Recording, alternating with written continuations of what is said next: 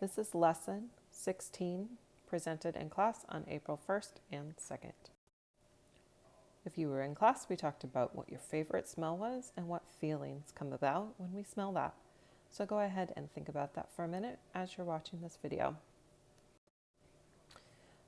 We have been practicing sine, cosine, and tangent. Today we're going to learn about the reciprocal functions.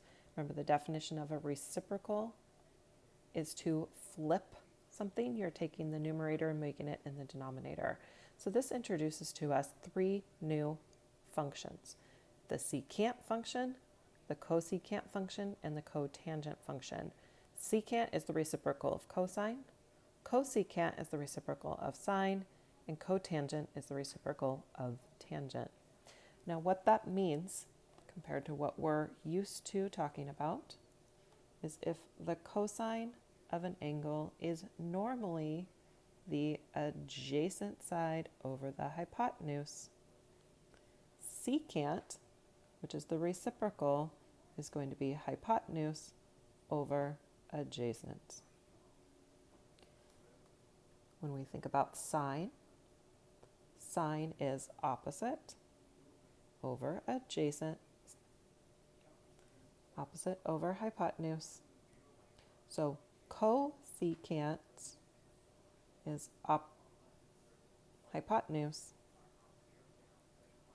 over opposite.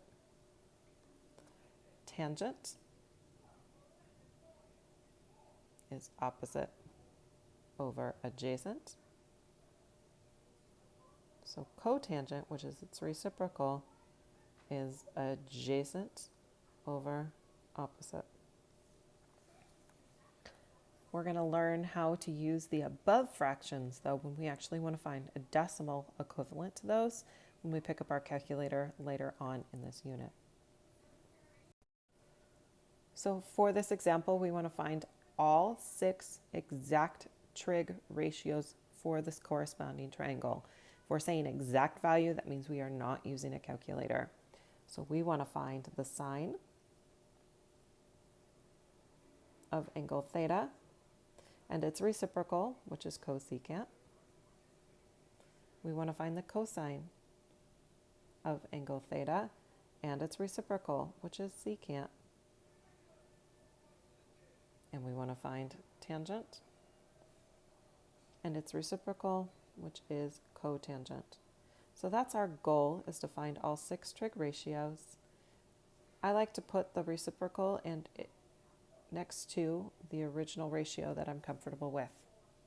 Now in our diagram, we have 2 of the 3 pieces labeled. We need to find the missing piece, which right now is labeled as the adjacent side. So in order to find the adjacent side, we're going to use Pythagorean Theorem, which says a squared plus b squared equals c squared. Another way to think about that, the sum of the legs squared is equal to the hypotenuse squared. So let's put in what we know. We know one leg is 4 squared. We've labeled the other leg as x squared, and our hypotenuse is 7 squared. That means that x squared is going to equal 49, which is 7 squared, minus 16, which is 33. So then x is going to equal the square root of 33. Again, we want to keep it exact, so we're not using our calculator. Now that we have all 3 sides of our triangle labeled, we can write out all 6 trig ratios in regards or in respect to angle theta. So for sine, we know sine is opposite over hypotenuse. The opposite side is 4. The hypotenuse is 7. The cosecant is the reciprocal of sine, so we flip that fraction, and the cosecant of angle theta is 7/4. Cosine is adjacent over hypotenuse, so we get square root of 33 over 7. When we find the secant, which is the reciprocal of cosine, we're going to flip that fraction. And then for this example, we cannot leave a radical in the denominator, so we're going to rationalize by multiplying by the square root of 33 over the square root of 33. That'll get the radical out of the denominator and give me an answer of 7 square root 33 over 33. Your ratio for tangent is opposite over adjacent. And again, we are going to multiply by the square root of 33, so it clears the radical from the denominator and gives us our final answer of 4 square root 33 over 33.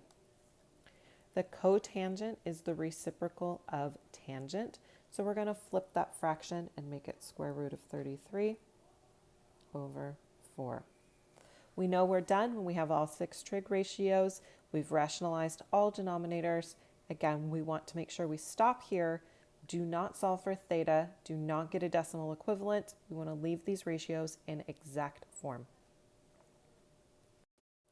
For our next example, we were only provided one of those 6 trig ratios, and we have to find the other 5. What I would suggest as we are starting this question is to draw a picture so we can figure out what we know and what we have to solve for. I'm going to draw a sketch, a right triangle. We'll call this theta. Your ratio for cosine is adjacent over hypotenuse, so we can label the picture appropriately for that cosine ratio. In this diagram, then, we are solving for that leg, which is the opposite side to angle theta. Again, we're going to use Pythagorean Theorem. So it's leg squared plus leg squared equals hypotenuse squared. That means y squared is going to equal 9 minus 4, or y squared equals 5. Y is going to equal the square root of 5.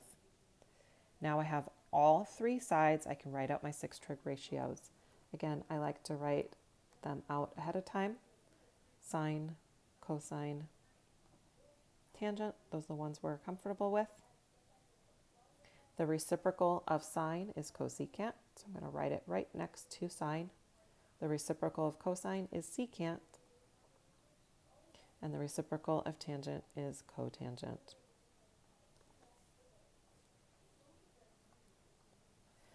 Your ratio for sine is opposite over hypotenuse. The opposite side is square root of 5. The hypotenuse is 3. Again, that means the cosecant is the reciprocal ratio, so I'm going to flip that ratio, rationalize my denominator, and move on. Cosine, we already were provided, which means we also know the secant, which is the reciprocal of cosine. Last one is tangent. Tangent is the opposite over the adjacent, so we get root 5 over 2. Therefore, the cotangent would be its reciprocal, so it's 2 over root 5.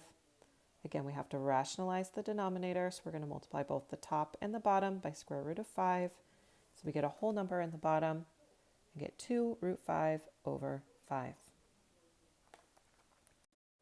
So at this point, I would like you guys to try 2 on your own, please. Again, if you're watching the YouTube video, you should pause the video long enough to do the work so you can check your answers on the next slide.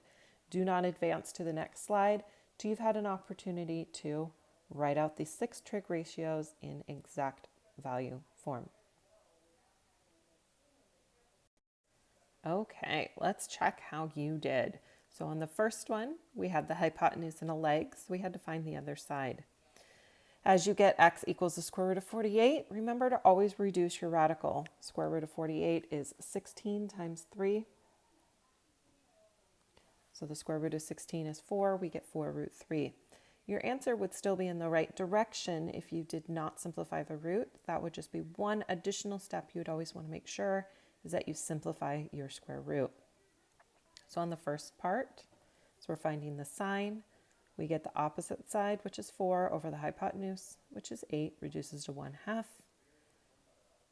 Cosine is 4 root 3 over 8, again reduces to root 3 over 2. And then the tangent is 4 over root 3. Have to rationalize that, reduce your fraction, and you should get root 3 over 3. Now we flip all of those, and you can see those reciprocal relationships. On the second one, draw out your picture, write out what you know. You know that the hypotenuse there is in the numerator for secant, and the denominator of secant is your adjacent side. So we can draw a right triangle image using angle theta as our reference angle.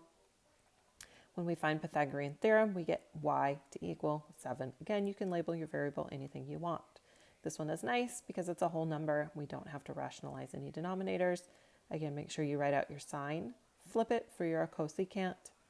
Your secant you were provided, so you flip it for your cosine, and then tangent is opposite over adjacent. For cotangent, flip your tangent. Okay. So let's take a second and just use that original information to write out how we would actually find the decimal equivalent to these if we wanted to use a calculator. Your calculator is going to have sine, cosine, and tangent. Your inverse sine, inverse cosine, and inverse tangent, but does not have your reciprocal ratios. That's where those fractions are going to come into play that we identified. Secant is the reciprocal of cosine. So if we want to identify the decimal equivalent of secant of 35 degrees, we take the reciprocal of secant, which is cosine. So we would type it in the calculator as 1 over cosine of 35. Cosecant is the reciprocal of sine. So if we want to find the decimal equivalent, we type that in as 1 over sine of 14 degrees. For cotangent of A, we're solving for A, so we need to find inverse cotangent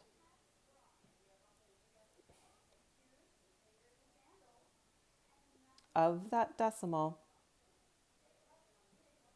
But again, remember, cotangent is not in the calculator, so we're going to have to type it in using the reciprocal. So the reciprocal of cotangent is tangent. And if we take the reciprocal of that, we need to take the reciprocal of what's in the parentheses.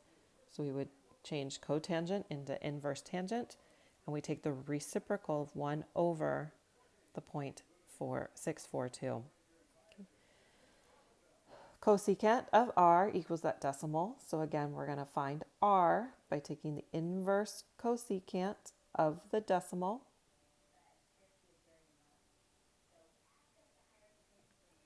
Cosecant is not in the calculator, so we're going to take the inverse reciprocal of cosecant, which is inverse sine, and then we want to find the reciprocal of that decimal. Very infrequently are we going to use the calculator, but I did want to address how you would need the calculator if you were finding a decimal approximation. That concludes lesson 16. Your homework is on Schoolology. Don't forget to do your exit test.